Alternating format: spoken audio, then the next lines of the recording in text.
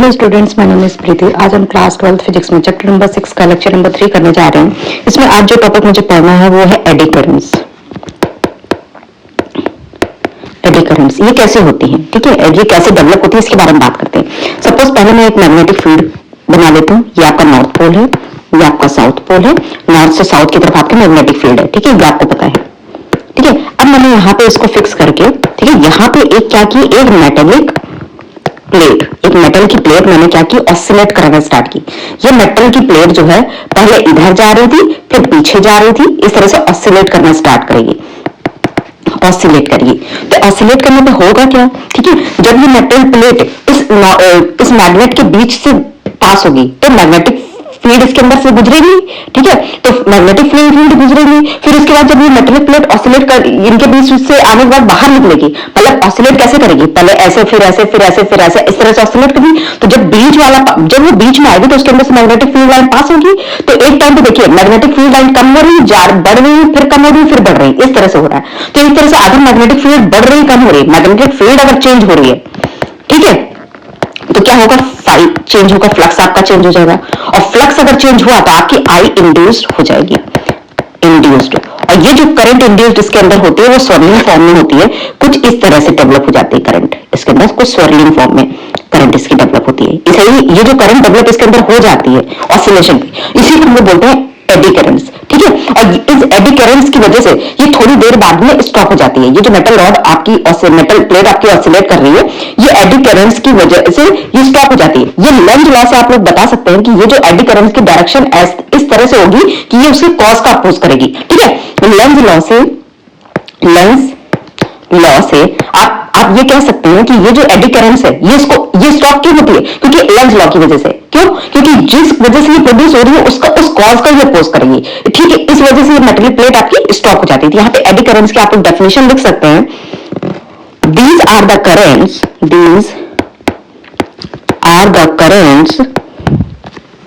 induced in the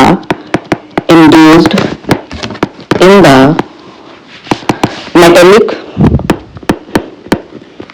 body whenever magnetic flux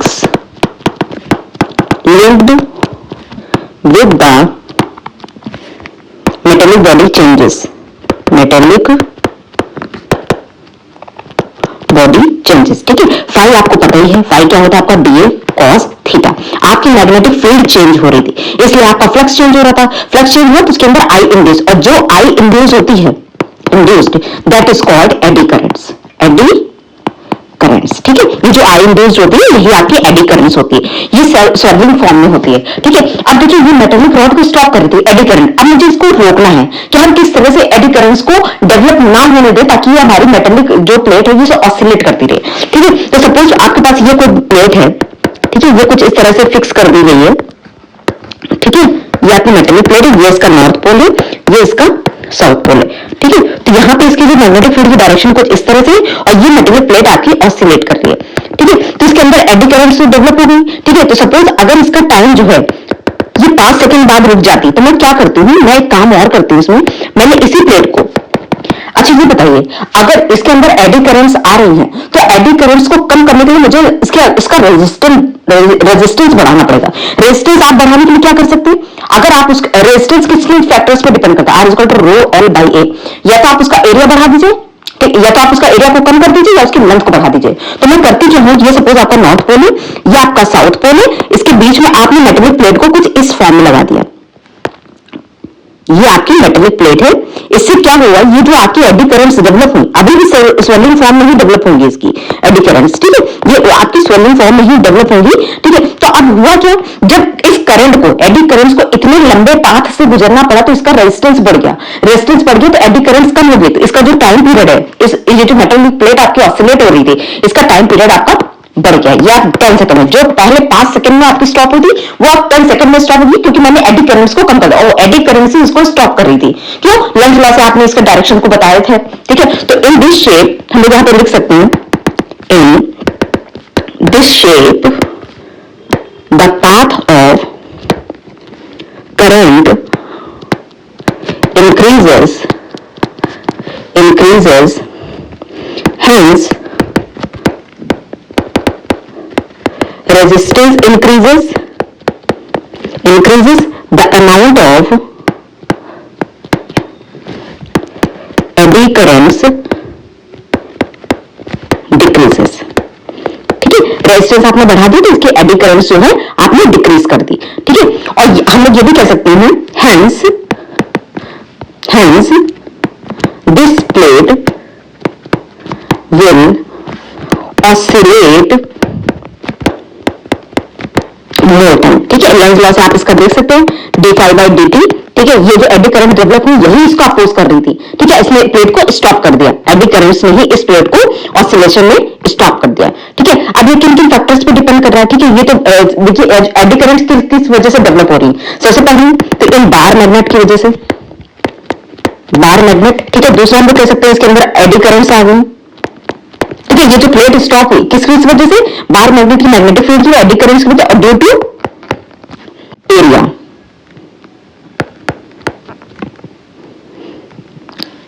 ठीक है, तो हम लोग यहां पर लिख सकते हैं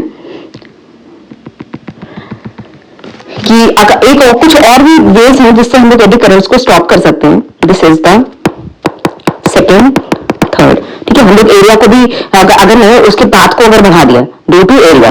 ठीक है, अगर मैंने उसके पाथ को बढ़ा दिया तो एडी करंट्स आपकी कम हो जाए क्योंकि उसका रेजिस्टेंस बढ़ जाएगा. ठीक है, और क्या क्या वेज हैं हम लोग मिनिमाइजेशन ऑफ एडी करंट्स के लिए, minimization of eddy currents, minimization of eddy currents. Suppose ये आपकी कोई मेटेलिक प्लेट है, इसमें कुछ एडी करंट्स इस तरह से फॉर्म हो रही है. ठीक है, ये आपकी एडी करंट्स इस तरह से फॉर्म हो रही है, मुझे इसको कम करना है तो मैं क्या करूंगी, इसको लैमिनेटेड कोर, इसके लैमिनेशन कर दूंगी. ठीक है, ये कुछ इस तरह से इसमें बीच में लैमिनेशन कर दूंगी. ठीक है, अगर लैमिनेशन कर दूंगी ठीक है तो क्या होगा, एडी करंट्स इतने इतने बीच में डेवलप होंगी या आपकी एडी करंट्स इनके बीच में होंगी. ठीक है, हमने इंसुलेटिंग कोर से इसको जो है लैमिनेट कर दिया. हम लोग लिख सकते हैं लैमिनेटेड कोर. ठीक है, यहां पर हम लोग बोल सकते हैं इंसुलेटिंग कोर. ठीक है, यहां पर हुआ क्या, आर आपका बढ़ गया तो इसकी क्या होगी, एडी करंट्स आपकी डिक्रीज हो गई, एडी करंट्स आपकी डिक्रीज हो गई. ठीक है, तो ये तरीका इसका ये है. आज हम लोग यहां पर लिख सकते हैं eddy currents can be minimized, eddy currents can be minimized by using laminated core. laminated core से हम क्या करते हैं, उसका रेजिस्टेंस बढ़ा देंगे तो इससे क्या होगा, एडी करंट्स आपकी मिनिमाइज हो जाएंगी. ठीक है, अब हार्मफुल इफेक्ट्स क्या हैं, एडी करंट्स के हार्मफुल इफेक्ट्स क्या हैं, इनके बारे में बात कर लेते हैं. Harmful effects of eddy currents, harmful effects of eddy currents. ठीक है, क्या है एडी करंट्स प्रोसेस. अच्छा, जब एडी करंट्स डेवलप हो जाती है, अगर करंट है तो उसके अंदर हीटिंग जरूर होगी, तो ये अननेसेसरी हीटिंग करती है और इंसुलेटिंग मटेरियल, इंसुलेटिंग कोर को जो है डैमेज करती है. ठीक है, तो हम लोग यहां पर लिख सकते हैं eddy currents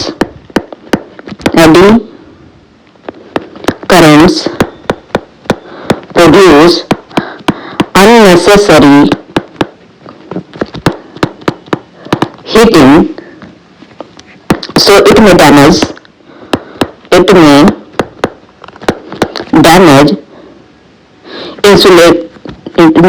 insulation of the material,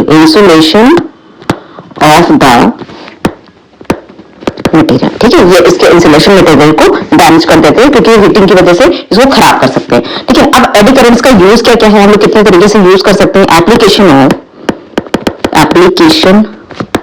of eddy current. ठीक है, मतलब एडी करंट हम लोग क्यों, अच्छा मैंने आपको बताया था जब मैंने यहाँ पे एक मैग्नेटिक फील्ड को डेवलप कराया, नॉर्थ से साउथ की तरफ आपकी मैग्नेटिक फील्ड होगी, मैंने यहाँ पे एक मेटेलिक प्लेट को जो फिक्स करके यहाँ पे ऑसिलेट कराना स्टार्ट किया, तो ये क्या हुई, ये अपने आप जो है एडी करंट्स की वजह से ये स्टॉप हो गई. इसका मतलब इसी को हम लोग बोलते हैं इलेक्ट्रोमैग्नेटिक डैम्पिंग. ठीक है, तो हम लोग इसका एक यूज जो होगा electromagnetic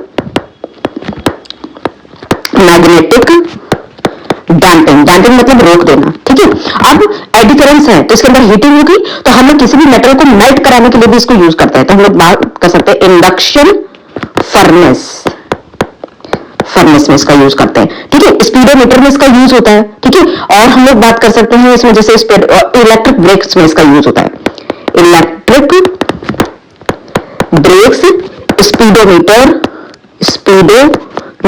these are the use of eddy currents. This is the first, second, third, fourth. These are the use of eddy currents. अब हम लोग बात करते हैं, सपोज ये आपके पास कोई मैग्नेटिक फील्ड है, ठीक है। नेक्स्ट इज ये आपकी कोई क्रॉस मैग्नेटिक फील्ड है, यूनिफॉर्म है आपकी, ठीक है। इसके अंदर कोई कॉइल पड़ी हुई है, ये आपकी यूनिफॉर्म मैग्नेटिक फील्ड मैंने बनाई है, इसके अंदर एक कॉइल पड़ी हुई है, ठीक है। और इसके अंदर एक रॉड है, इस रॉड को मुझे रोटेट कराना है, ये इसके रॉड जो रोटेट कर रही है ओमेगा से रोटेट कर रही है, ठीक है। तो ये भी पूरी रोटेट होगी, ठीक है। इसके अंदर फ्लक्स चेंज होगा, क्यों? रॉड अगर रोटेट कर रही है अपने पूरा ओमेगा से अगर ये रोटेट कर रही है तो एक पूरा रोटेशन में देखिए ये रॉड है, इसकी मैग्नेटिक फील्ड और इसका एरिया वेक्टर दोनों जो है पैरेलल हुए हैं, magnetic field parallel to area vector. तो थीटा कितना हो गया इसका? 0 हो गया। तो हम लोग यहाँ पे देख सकते हैं चेंज